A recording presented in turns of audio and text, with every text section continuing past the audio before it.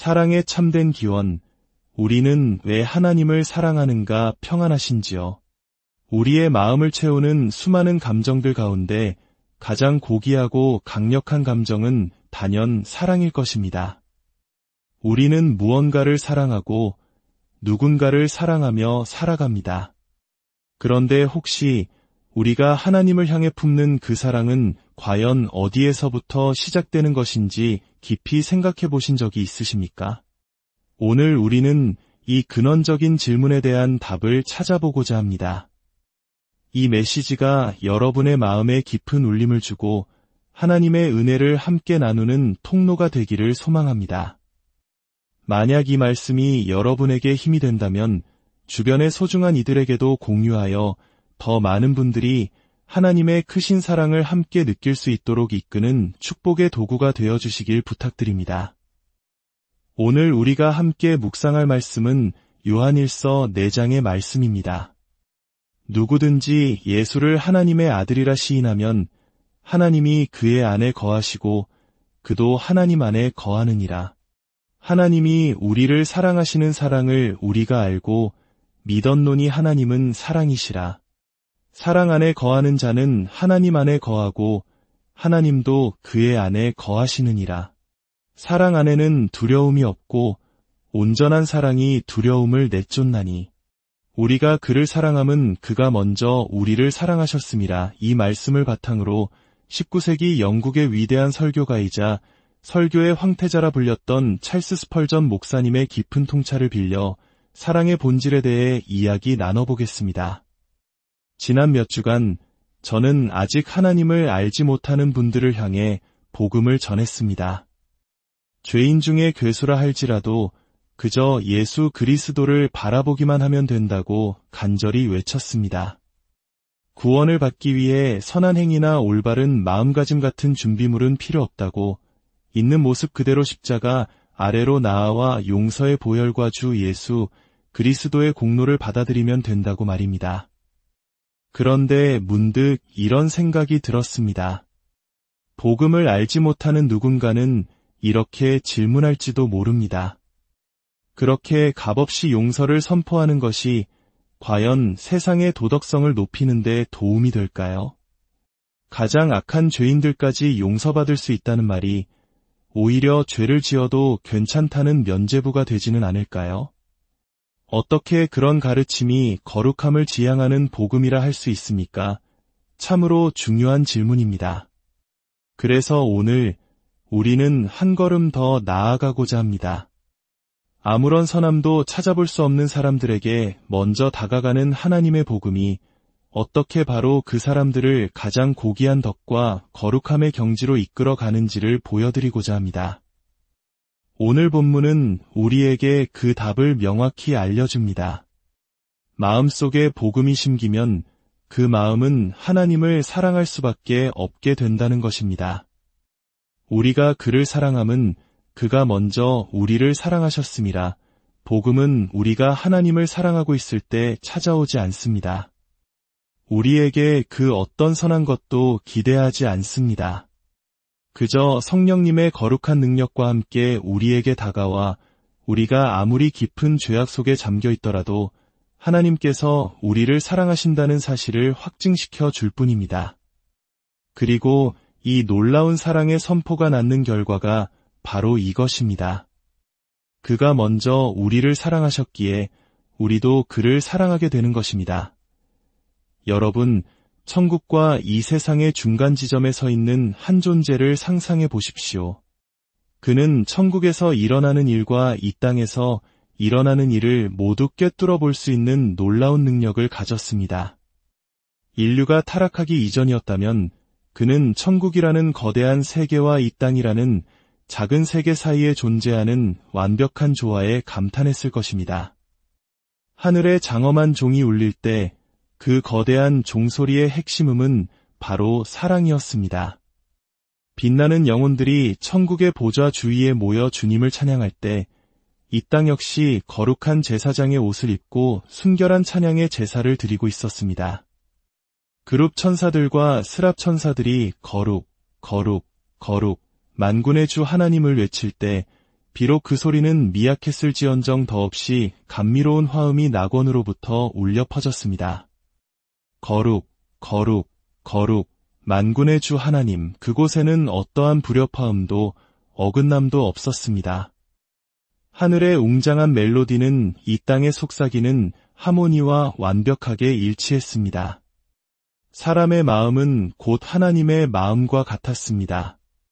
하나님은 인간을 사랑하셨고 인간은 하나님을 사랑했습니다. 하지만 이제 그 영적 존재가 다시 천국과 땅 사이에 서 있다고 상상해 보십시오.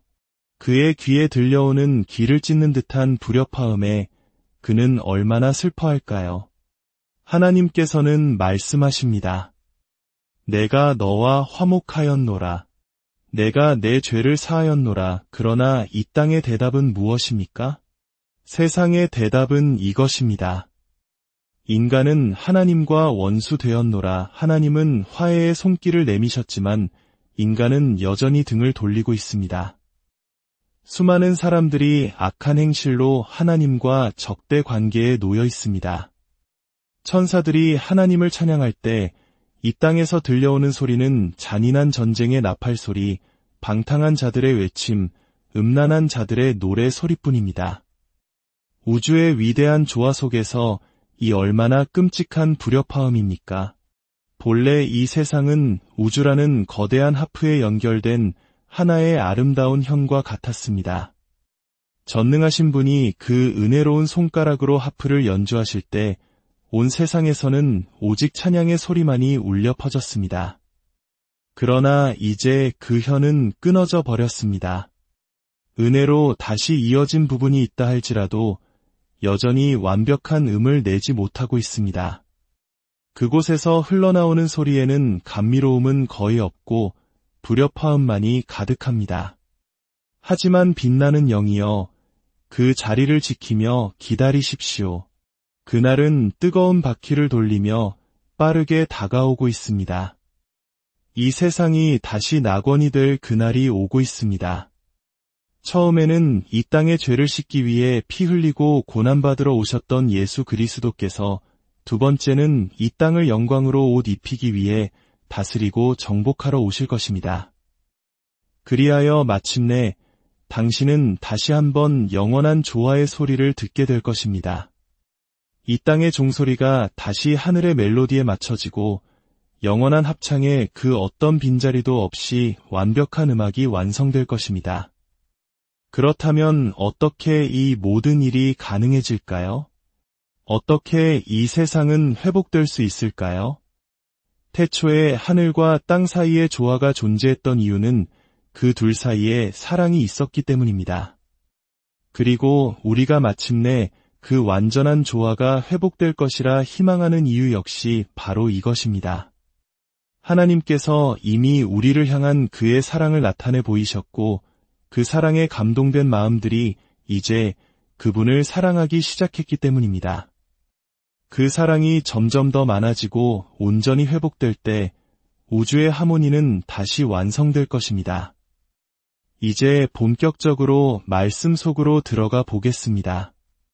우리는 사랑의 기원, 사랑의 양식, 그리고 사랑의 실천에 대해 살펴보고 하나님께서 먼저 우리를 사랑하셨기에 우리 또한 그분을 사랑해야 함을 마음 깊이 새기고자 합니다. 첫 번째, 사랑의 기원입니다. 행성 스스로는 빛을 낼 수 없습니다. 모든 빛은 태양으로부터 옵니다. 달빛 역시 빌려온 빛일 뿐입니다. 마찬가지로 우리 마음속의 진정한 사랑은 오직 하나님으로부터만 올 수 있습니다. 사랑은 우주의 빛이요, 생명이요, 길입니다. 그리고 그 모든 것의 정점에 계신 하나님은 바로 사랑 그 자체이십니다. 하나님의 무한한 사랑이라는 넘쳐 흐르는 샘물에서 하나님을 향한 우리의 모든 사랑이 시작되어야 합니다. 우리가 그를 사랑함은 그가 먼저 우리를 사랑하셨기 때문이다. 이것은 영원히 변치 않을 위대한 진리입니다. 어떤 이들은 하나님의 창조 세계를 바라보는 것만으로도 그분을 사랑할 수 있다고 생각합니다. 그러나 과연 그럴까요? 우리는 자연의 경이로움에 감탄하고 경외감을 느낄 수는 있습니다. 하지만 그것이 곧장 하나님을 향한 인격적인 사랑으로 이어지지는 않습니다.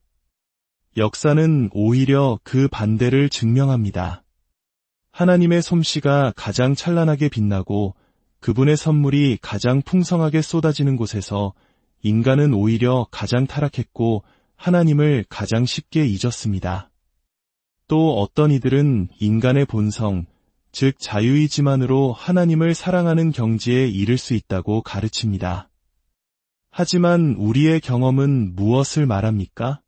하나님의 사람들에게 물어보십시오. 당신은 왜 하나님을 사랑하게 되었습니까? 그 대답은 언제나 단 하나였습니다. 그분이 먼저 나를 사랑하셨기 때문입니다. 설교단 위에서는 인간의 자유의지를 외치던 사람도 자신의 삶을 돌아보며 간증할 때에는 이렇게 고백합니다. 제가 주님께로 돌아선 것이 아니었습니다. 제가 길 잃은 양처럼 헤매고 있을 때 예수님께서 먼저 저를 찾아오셨습니다. 그렇습니다. 이론적으로는 그럴듯해 보일지 몰라도 실제 우리의 삶과 양심 앞에서는 우리의 의지로 시작된 사랑이란 존재하지 않음을 고백할 수밖에 없습니다. 우리는 모두 이렇게 말하게 될 것입니다. 아, 그렇습니다. 제가 예수님을 사랑하는 이유는 그분이 먼저 저를 사랑하셨기 때문입니다.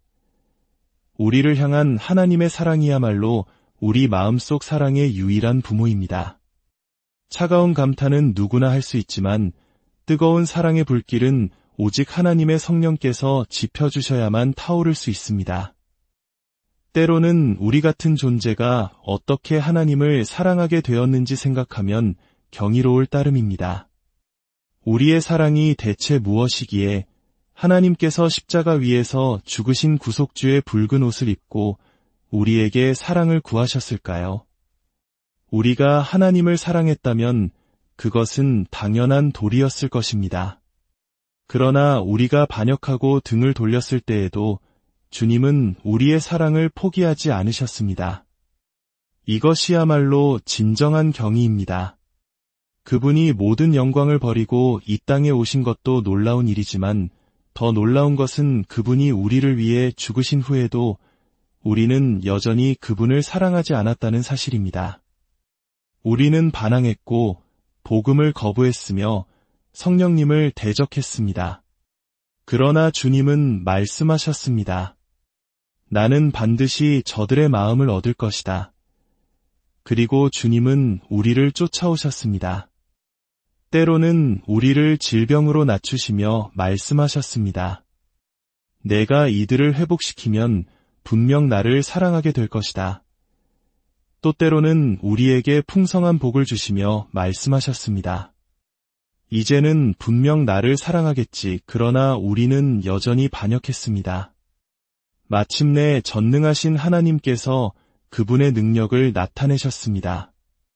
그분은 강물을 다스리시듯 인간의 의지를 돌이키셨고 그 순간 우리의 마음의 흐름이 바뀌었습니다. 그리고 우리는 비로소 그분을 사랑하게 되었습니다.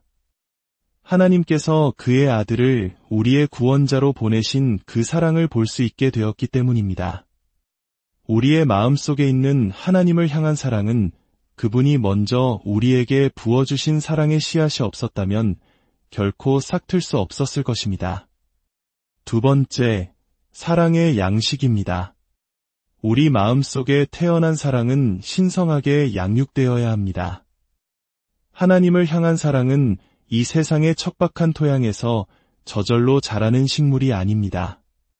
그것은 하늘로부터 온 귀한 식물이기에 하늘의 떡을 먹고 자라야 합니다.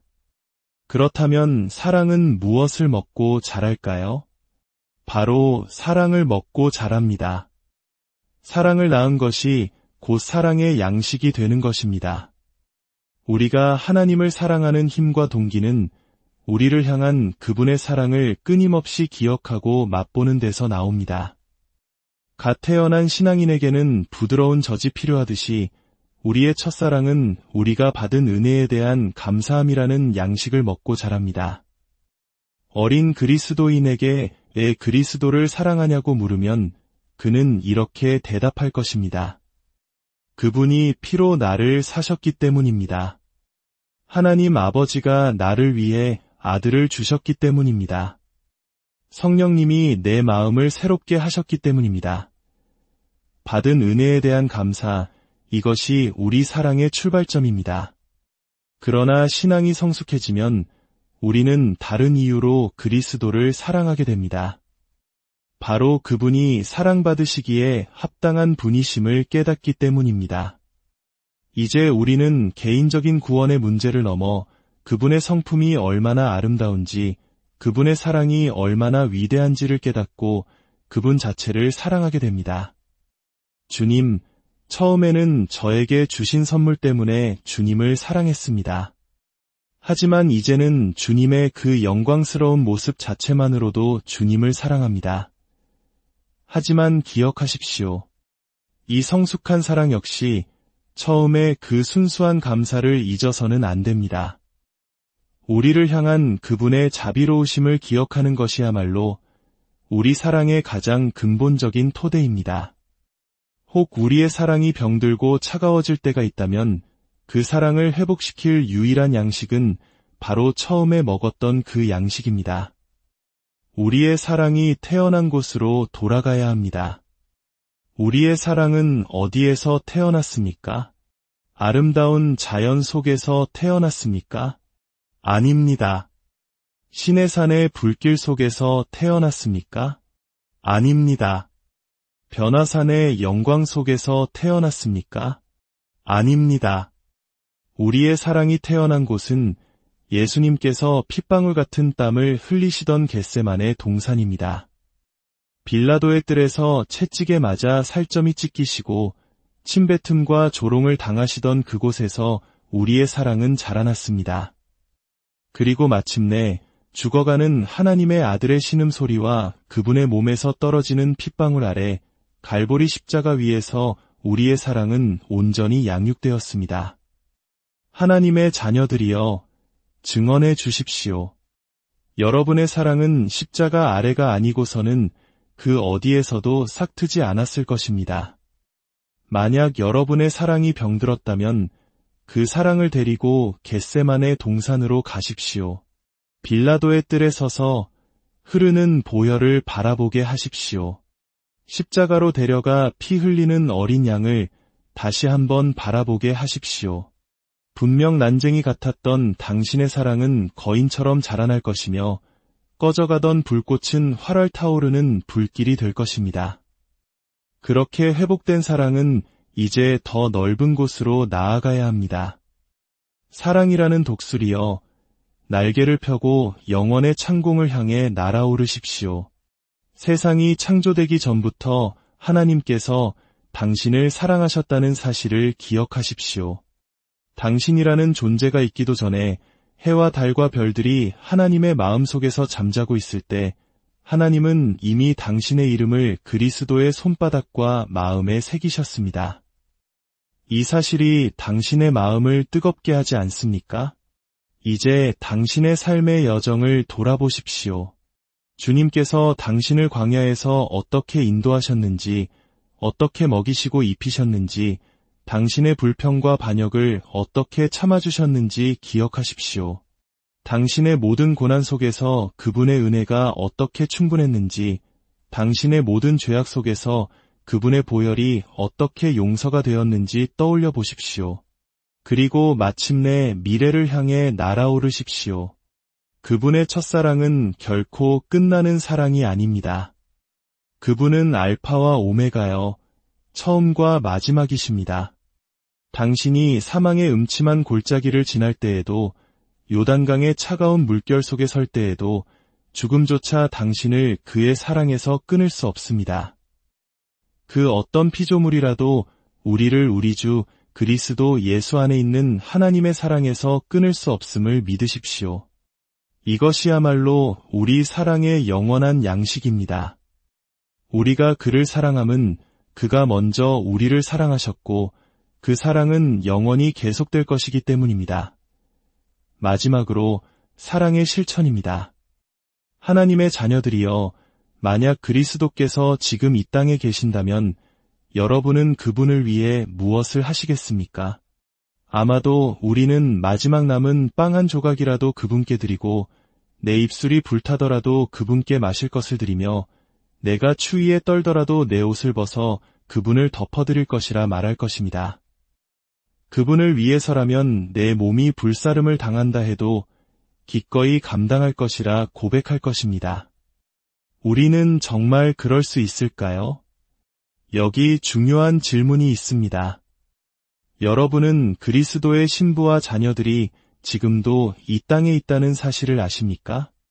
여러분이 그분을 사랑한다면 당연히 그분의 신부인 교회와 그분의 자녀들인 성도들을 사랑해야 하지 않겠습니까?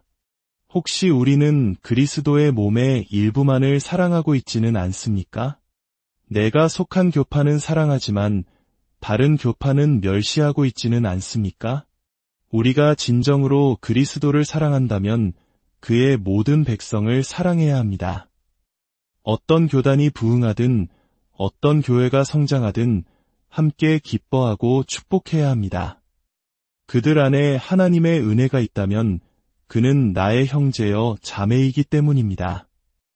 그리스도께서는 지금도 이 땅에 굶주린 입과 도움이 필요한 손과 더러워진 발을 남겨두셨습니다. 바로 가난하고 고통받는 그의 백성들입니다. 여러분이 거리에서 만나는 궁핍한 이들, 그들이 바로 주님의 입입니다. 죄를 짓고 넘어진 형제들, 그들이 바로 주님의 더러워진 발입니다. 복음 사역을 위해 도움이 필요한 교회, 그것이 바로 주님의 내미신 손입니다. 여러분이 가난한 이들의 간청을 거절했을 때 여러분은 그리스도를 거절한 것입니다. 넘어진 형제를 일으켜 세우고 위의 길로 다시 인도할 때 여러분은 그리스도의 발을 씻긴 것입니다. 교회의 사역을 위해 헌신할 때 여러분은 그리스도의 손에 귀한 선물을 채워드린 것입니다. 내가 진실로 너희에게 이르노니 너희가 여기 내 형제 중에 지극히 작은 자 하나에게 하지 아니한 것이 곧 내게 하지 아니한 것이니라. 사랑하는 여러분, 그리스도의 사랑은 두 가지 큰 시련을 견뎌냈습니다. 첫째는 높은 자리에 오르셨을 때입니다. 하늘의 보좌에 다시 오르신 후에도 주님은 단 한 번도 우리를 잊거나 부끄러워하지 않으셨습니다. 그러나 우리는 어떻습니까? 세상에서 조금만 높아지고 부유해지면 가난했던 시절의 신앙과 열정을 쉽게 잊어버리지는 않습니까? 더 이상 가난한 성도들과 어울리기를 꺼리고 기도할 시간을 내지 못하며 세상의 즐거움 때문에 주님을 멀리하지는 않습니까? 두 번째 시련은 고난의 자리에서였습니다. 겟세마네의 피땀과 십자가의 참혹한 고통 속에서도 주님은 결코 우리를 포기하지 않으셨습니다. 나의 하나님, 나의 하나님, 어찌하여 나를 버리셨나이까 절규하시면서도 우리를 향한 사랑의 약속을 거두지 않으셨습니다. 죽음조차 막을 수 없는 사랑이었습니다. 그런데 우리는 어떻습니까? 직장에서의 작은 조롱 때문에, 친구들의 비웃음 때문에, 신앙의 원칙을 지키느라 겪는 약간의 손해 때문에 너무나 쉽게 주님을 부인하고 돌아서려 하지는 않습니까? 이제 말씀을 맺겠습니다. 이 시간 성령님의 도우심으로 우리의 마음속에 굳게 맹세하고 다짐합시다. 삶 가운데 가난이 오든 부유함이 오든 죽음 가운데 고통이 오든 그 무엇이 닥쳐오든 우리는 영원히 주님의 사람으로 살아가겠노라고 말입니다. 왜냐하면 우리의 심장에는 이 한 문장이 새겨져 있기 때문입니다. 우리가 그를 사랑함은 그가 먼저 우리를 사랑하셨음이라. 오늘 이 말씀을 듣는 모든 분들의 삶에 하나님의 변함없는 사랑이 강물처럼 흐르기를, 그리고 그 사랑에 힘입어 세상을 이기는 믿음의 용사들이 되시기를 주님의